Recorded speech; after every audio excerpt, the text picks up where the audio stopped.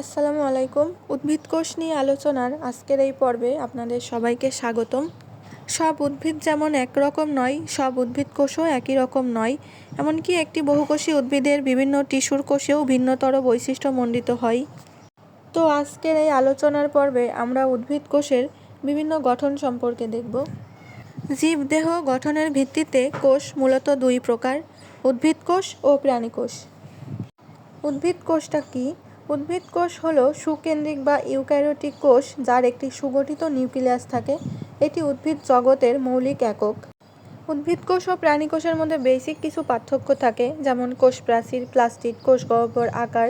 উদ্ভিদ কোষের কোষ প্রাচীর উপস্থিত থাকলেও প্রাণী কোষে কোষ প্রাচীর থাকে না। উদ্ভিদ কোষে প্লাস্টিড থাকে, প্রাণী কোষে অনুপস্থিত। উদ্ভিদ কোষের কোষ গহ্বর আকারে বড় থাকে, প্রাণী কোষে আকারে ছোট বা অনুপস্থিত থাকে। এবার আসা যাক কোষ প্রাচীর ও কোষ ঝিল্লি নিয়ে। কোষ প্রাচীর হলো জড় পদার্থ দ্বারা গঠিত। এটা সেলুলোজ বা হেমিসেলুলোজ দ্বারা তৈরি। আর কোষ ঝিল্লি কোষ প্রাচীরের ঠিক নিচে অবস্থিত প্রোটোপ্লাজমকে ঘিরে থাকা স্থিতিস্থাপক ও অর্ধবেদ্য পর্দা। এটি কোষের ভেতরে পানি ও খনিজ লবণের বিভিন্ন যাতায়াত নিয়ন্ত্রণ করে থাকে। কোষ বিভাজনের টেলোফেজ পর্যায় দুটি অপত্য নিউক্লিয়াসের মাঝখানে বিষুব অঞ্চল বরাবর ফ্লাগমোপ্লাস্ট ও গোলগি বডি থেকে আসা পেকটিন জাতীয় শর্করা সঞ্চিত হয়ে কোষ প্লেট গঠিত হয়। এরপর কোষ প্লেট নানা রকম ভৌত রাসায়নিক পরিবর্তনের মাধ্যমে কোষ প্রাচীরে পরিণত হয়। এখন আসা যাক কোষের মস্তিষ্ক অর্থাৎ নিউক্লিয়াসকে নিয়ে। নিউক্লিয়াসটা কোথায় থাকে? নিয়ন্ত্রক কেন্দ্র হিসেবে কোষের সমস্ত বিপাকীয় ও জৈবনিক কার্যাবলী নিয়ন্ত্রণ করে থাকে। তাছাড়া মাইটোসিস, মিওসিস প্রক্রিয়ায় কোষ বিভাজনে প্রধান ভূমিকা পালন করে থাকে। উদ্ভিদ কোষের মধ্যে যে বড় কোষ গহ্বর দেখা যায়, সেটা তরল ভাণ্ডার ও কোষের দৃঢ়তা প্রদান করে। এই বিশাল আকৃতির কোষ গহ্বর, সেটার কারণে নিউক্লিয়াস অন্যান্য অঙ্গাণু পরিধির দিকে সরে যায়। এটি পানি, পুষ্টি, খনিজ লবণ, বজ্র পদার্থ সঞ্চয় করে রাখে।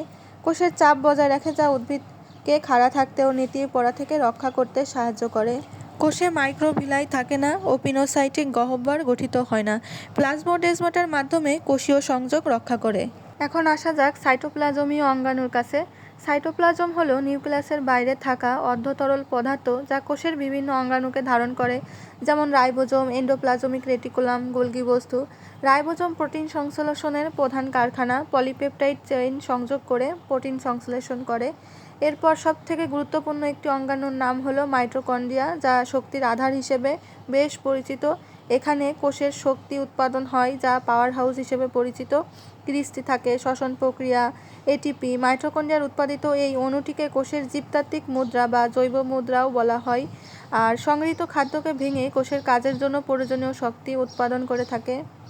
কোষের মধ্যে আরও একটি অঙ্গাণু আছে, যা বিভিন্ন জাদুকরী ঘটনা ঘটিয়ে থাকে, যা তার নাম হলো প্লাস্টিড। প্লাস্টিড মূলত তিন প্রকার: ক্লোরোপ্লাস্ট, ক্রোমোপ্লাস্ট, লিউকোপ্লাস্ট।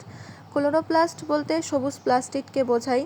ক্রোমোপ্লাস্ট হচ্ছে ক্যারোটিন ও জ্যান্থোফিল, অর্থাৎ কমলা, লাল ও হলুদ রঙের রঞ্জক ধারণ করে থাকে। ফুল ও ফলকে আকর্ষণীয় করে পরাগায়নে সাহায্য করে। লিউকোপ্লাস্ট বর্ণহীন প্লাস্টিড, এদের প্রধান কাজ হলো খাদ্য সঞ্চয় করে রাখা। এবার আসা যাক ক্লোরোপ্লাস্টের অভ্যন্তরীণ গঠন নিয়ে। এখানে দ্বিস্তর বিশিষ্ট লিপোপ্রোটিন ঝিল্লি দ্বারা আবরণী আছে এবং স্ট্রোমা আছে, যেটা হলো ভেতরের অর্ধতরল দানাদার ম্যাট্রিক্স এখানে থাকবে, যেখানে সালোক সংশ্লেষণের আলোক নিরপেক্ষ বা অন্ধকার পর্যায়ে ঘটে থাকে। এছাড়াও আছে গ্রানাম ও থাইলাকয়েড। স্ট্রোমায় থাকা থলের মতো অংশ, এগুলো স্তূপাকারে থেকে গ্রানাম গঠন করে। এখানেই সূর্যালোক শোষিত হয় এবং সালোক সংশ্লেষণের মাধ্যমে খাদ্য তৈরি হয়। কোষ থেকে আবার টিস্যু তৈরি হয়। একই গঠন ও কাজ সম্পন্ন কোষের সমষ্টিই হলো টিস্যু, অর্থাৎ একগুচ্ছ কোষ যখন যে কোনো একটি কাজ সম্পন্ন করে, তখন তাকে টিস্যু বলে। টিস্যু প্রধানত তিন প্রকার: প্যারেনকাইমা, কোলেনকাইমা, স্কোরেনকাইমা। প্যারেনকাইমা পাতলা প্রাচীরযুক্ত সজীব কোষ। কোলেনকাইমা কণাগুলো পুরু থাকে। উদ্ভিদের বর্ধনশীল অঙ্গগুলোতে নমনীয়তা ও যান্ত্রিক দৃঢ়তা প্রদান করে থাকে। প্যারেনকাইমা উদ্ভিদের বৃদ্ধি, খাদ্য উৎপাদন ও খাদ্য সংরক্ষণে প্রধান ভূমিকা পালন করে। পরিবহন টিস্যুতন্ত্রের মধ্যে আছে জাইলেম ও ফ্লোয়েম, উদ্ভিদের জলের পাইপ। মূল থেকে শোষিত পানি এবং খনিজ লবণ উদ্ভিদের বিভিন্ন অংশে পরিবহন করে থাকে জাইলেম টিস্যু। আর অন্যদিকে ফ্লোয়েম টিস্যু উদ্ভিদের খাদ্য সরবরাহকারী। উদ্ভিদের গ্যাসীয় বিনিময় ও প্রসাধনের জন্য রয়েছে পত্ররন্ধ্র ও ত্বক রক্ষী কোষ। কিভাবে কাজ করে এগুলো আমরা এখন দেখব। পত্ররন্ধ্রের চারপাশে থাকা দুটি অর্ধচন্দ্রাকার কোষ থাকে, যা এদেরকে গ্যাসীয় বিনিময়ের ক্ষেত্রে সাহায্য করে। এবং সালোক সংশ্লেষণ পর্যায়ে কি ঘটে? উদ্ভিদ কোষের সকল জটিল কাঠামো এই একটি জাদুকরী প্রক্রিয়ার জন্যই কাজ করে।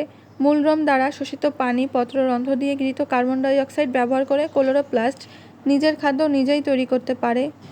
তো আজকের এই সংক্ষিপ্ত আলোচনায় সাথে থাকার জন্য সবাইকে ধন্যবাদ।